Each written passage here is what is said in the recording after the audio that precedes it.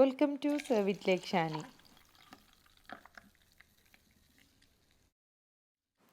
ചായക്കടകളിൽ നിന്നൊക്കെ കിട്ടുന്ന ഉള്ളിവട അല്ലെങ്കിൽ പക്കവട എല്ലാവർക്കും, പ്രത്യേകിച്ച് മലയാളികൾക്ക്, ഒരു നൊസ്റ്റാൾജിക് ഐറ്റം തന്നെയാണ്. അപ്പോൾ ഈ ഒരു ഉള്ളിവട നമുക്ക് പെർഫെക്റ്റ് ആയിട്ട് തന്നെ നമ്മുടെ വീടുകളിൽ ഉണ്ടാക്കാം. നല്ല രുചിയോടുകൂടെ തന്നെ നമുക്ക് വീട്ടിൽ തയ്യാറാക്കാം. അപ്പോൾ നേരെ ഇൻഗ്രീഡിയൻസിലേക്ക് പോയാലോ?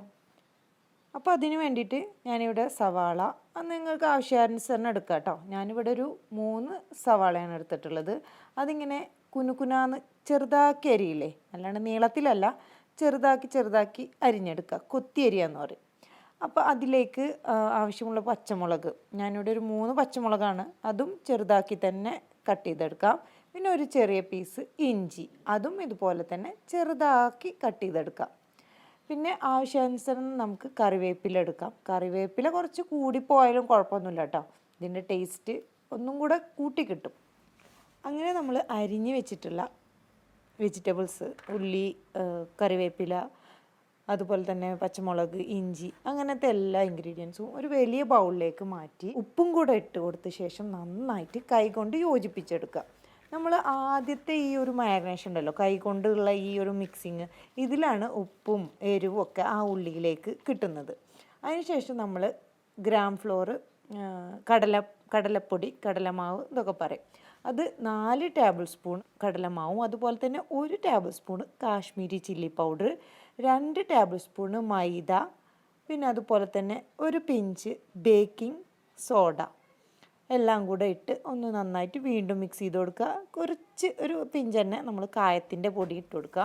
ആവശ്യത്തിന് മാത്രം വെള്ളം ഒഴിച്ചു കൊടുക്കുക കേട്ടോ. വെള്ളം കൂടിയും പോകരുത്, കുറഞ്ഞും പോകരുത്. അപ്പോൾ എന്നിട്ട് വീണ്ടും നന്നായിട്ട് കൈകൊണ്ട് നന്നായിട്ടൊന്നും കൂടെ യോജിപ്പിച്ച് കൊടുക്കുക. ഇത് നമുക്ക് മിക്സാക്കിയതിന് ശേഷം അപ്പോൾ തന്നെ നമുക്ക് പൊരിച്ചെടുക്കാം. അല്ലാണ്ട് കുറച്ച് നേരം മാവ് വെക്കേണ്ട ആവശ്യമോ അങ്ങനെയൊന്നുമില്ല. കാരണം ബേക്കിംഗ് സോഡ ചേർത്ത് കൊണ്ട് തന്നെ നമുക്ക് പെട്ടെന്ന് തന്നെ പൊരിച്ചെടുക്കാം. ഇനിയിപ്പോൾ വെക്കുകയാണെങ്കിലും കുഴപ്പമൊന്നുമില്ല. എന്നിട്ട് നല്ല ചൂടുള്ള വെട്ടി തിളക്കുന്ന എണ്ണയിലേക്ക് ഓരോ ചെറിയ നമ്മുടെ കൈ കൊണ്ട് തന്നെ കുറച്ചായിട്ട് കോരിയിട്ട് ഇട്ട് കൊടുക്കാം. എണ്ണ കുറച്ച് ഡീപ്പായിട്ട് വേണം. ഡീപ്പ് ഫ്രൈ ആണ് നമ്മൾ ചെയ്തെടുക്കുന്നത്, അല്ലാണ്ട് ഷാലോ ഫ്രൈ അല്ല. അപ്പോൾ എണ്ണ അത്യാവശ്യം എണ്ണ ഉണ്ടായിരിക്കണം കേട്ടോ. അപ്പോൾ ഒരു സൈഡ് പെട്ടെന്ന് തന്നെ ആയിട്ട് വരും. നമുക്ക് വീണ്ടും തിരിച്ചിട്ട് കൊടുക്കാം. കണ്ടില്ലേ, വളരെ പെട്ടെന്ന് തന്നെ വട തയ്യാറാക്കാം. നമുക്ക് പെട്ടെന്ന് തന്നെ അതിഥികളോ ആരെങ്കിലും പെട്ടെന്ന് വരികയാണെങ്കിൽ തന്നെ നമുക്ക് പെട്ടെന്ന് തന്നെ ഉണ്ടാക്കി കൊടുക്കാൻ പറ്റിയ ഒരു തട്ടുകട സ്റ്റൈലുള്ള ഉള്ളിവടയാണ് ഈ ഒരു സ്പെഷ്യൽ ഉള്ളിവട. ഇവിടെ വീട്ടിൽ പിള്ളേർക്കും അതുപോലെ തന്നെ ഫാമിലി എല്ലാവർക്കും കഴിക്കാൻ ഇഷ്ടമുള്ള ഒരു സ്നാക്കാണ് ഈ ഒരു ഉള്ളിവട. ഈസിയാണ് ഉണ്ടാക്കാൻ, കഴിക്കാനും ടേസ്റ്റാണ്. അതിൻ്റെ കൂടെ ഒരു ചായയും കൂടെ ആകുമ്പോൾ പിന്നെ പറയാനില്ലല്ലോ. അപ്പോൾ ഈവനിങ് ടൈമിൽ ചായക്കടിയായിട്ട് എല്ലാവരും ഇതുപോലെ തന്നെ ഒന്ന് ട്രൈ ചെയ്ത് നോക്കിയിട്ട് ഫീഡ്ബാക്ക് അറിയിക്കാൻ മറക്കല്ലേ.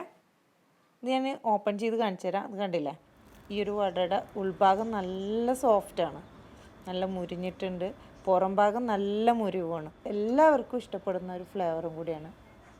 ഇനിയും നമ്മുടെ ചാനൽ സബ്സ്ക്രൈബ് ചെയ്യാത്തവരുണ്ടെങ്കിൽ സബ്സ്ക്രൈബ് ചെയ്യുക. അതിനടുത്തുള്ള ബെല്ലൈക്കൺ കൂടി ക്ലിക്ക് ചെയ്യുകയാണെങ്കിൽ ഞാനിങ്ങനെയുള്ള റെസിപ്പീസൊക്കെ ഇടുമ്പോൾ നിങ്ങളിലേക്ക് വളരെ പെട്ടെന്ന് തന്നെ നോട്ടിഫിക്കേഷനായിട്ട് എത്തുന്നതാണ്. അപ്പോൾ ഇനിയും ഇതുപോലുള്ള പുതിയ റെസിപ്പീസും പഴമയുള്ള റെസിപ്പീസൊക്കെ ആയിട്ട് വരുന്നവരേക്കും try to serve it like Shani.